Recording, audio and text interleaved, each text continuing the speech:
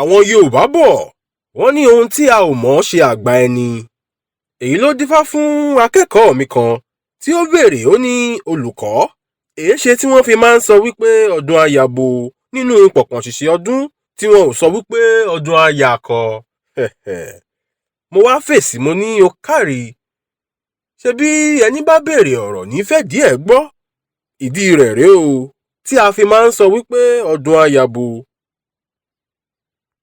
Ṣebí àwọn àgbààgbà náà ló ní wípé ẹ̀ṣẹ́ kì í déédéé ṣẹ́ àti wípé obìnrin kì í jẹ́ ikúmólú. Bí obìnrin bá sì jẹ́ kúmólú, ìyẹn ni wípé ikú ti pa gbogbo àwọn akọni ilé wọn. Àfiwé tààrà ní gbólóhùn yìí jẹ́. Àwọn Yorùbá máa ń fi ìṣe àti ìwà bowé ọdún ni.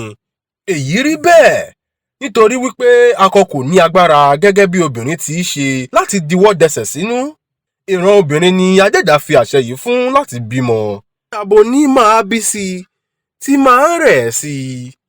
Bákan náà, ohun ọ̀gbìn akọ kì í so èso àyàfi ohun ọ̀gbìn abo nìkan. Òmíràn á so díẹ̀, òmíràn á sì so jìgbìnì.